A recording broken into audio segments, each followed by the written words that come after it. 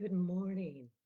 I'm Sandy Walden from Serenity, your master grief coach. If you're joining me, please pop on, say hello. Let me know if you're listening to this live or on a replay. Most important, please share your thoughts, your feelings, your experiences. Now, if you've been listening to me at all, or basically if you have any awareness in what's happening, you know that this is Suicide Awareness and Prevention Month. And so I've been talking about suicide grief quite a lot, and I will always talk about it. I lost my youngest son to suicide. It will be 10 years at the end of December.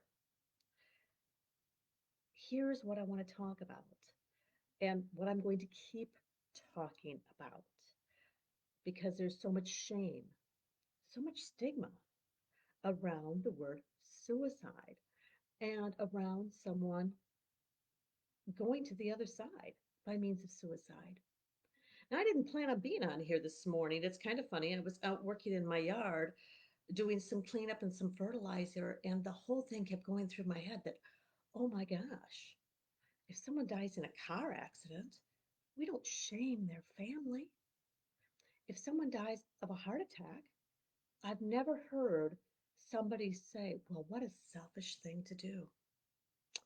If someone dies of cancer, I've never heard anybody say, well, they deserved what they got because they made this choice. Now, there's some really big differences for me between responsibility and blame. Now, I can't speak to what the cultures are like in other parts of the world, but I've lived my entire life here in the US. We're very big on responsibility. Guess what? So am I. My son is absolutely responsible for leaving this planet via suicide. That does not mean I blame him. Blame is to point a finger, it is to assign all of these other levels that I would really like to get away from, the guilt, the shame, the stigma. Mike made this choice. I don't know why he made this choice. There are many who say that only somebody who is suffering great mental illness makes this choice. That may be true. I won't know until we have a conversation on the other side. I also know many people who have lost someone because they had overwhelming physical illnesses that were not going to get better, that were only going to get more painful. In fact, I know one person who's very dear to me that said if she had known this is the way the one she loved was intending to go out, if she'd known this is what he was experiencing, she would have made sure he didn't die alone.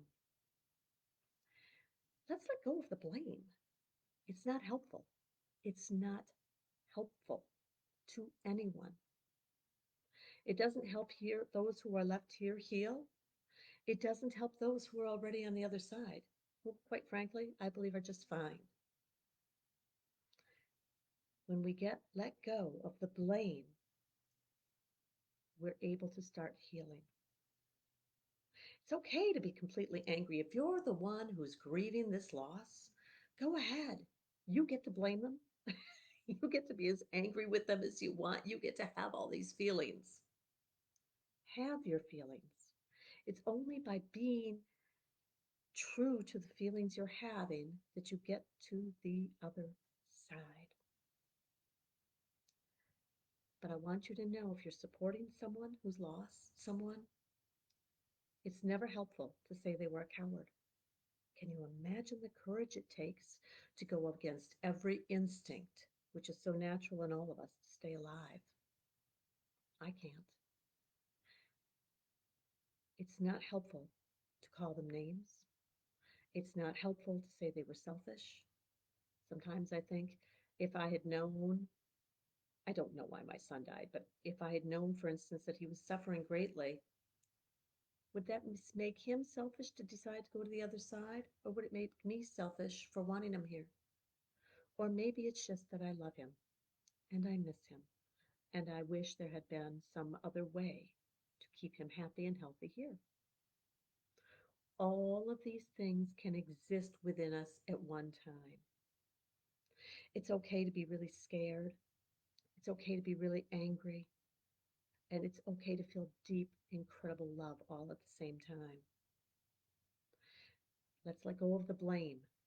Let's let go of the language that says someone who died by suicide is selfish or cowardly, because I don't believe for 1 minute that's true, and I would love for it to stop. If there was a way for me to say no more, believe me, it would happen. What I know is that if you've lost someone to suicide, your heart is broken. I get it. I've been there. I also know that it's helpful to talk about the things we feel, the thoughts we're having, without making ourselves wrong. Let's let go of that blame. Let's let go of that shame and that stigma. And let's get back to honoring the one we love and the way we feel about them and the life that we had together. Something else I know is that in this month of suicide awareness and prevention, many can feel completely overwhelmed with guilt because the one they love died. Another thing I know is that when we support someone who is grieving deeply, that is suicide prevention. If you love someone who's grieving, no matter what the loss is, it could be a job, it could be a home, a pet, a family member, a friend. I truly believe the most beautiful gift you can give them is to be there. Be by their side. Offer them the warm cup of coffee, the hot cup of tea, your love. You don't need to have the right words. There are no words that are right. Just be there. Let them feel your love. Let them feel your compassion. And say the name of the one we're missing. I'm going to talk about Mike forever. I talk about Mike just like I talk about my two surviving sons. Because guess what? He's very safe in here. Let's talk about the ones we love. Let's celebrate their lives. Let's release shame and blame and stigma. Let's make sure that those words, selfish and cowardly, never take place in our conversation again, and that they're eradicated from our hearts. Let's honor the ones we love. Let's honor the love we have for them. I believe that's how healing happens. I'd love to know what you think. I'd like to know your experiences. Please feel free to drop your comments below because it matters. I'm Sandy Walden, your Master Grief Coach of Serenity, and I want to thank you for joining me today. Namaste.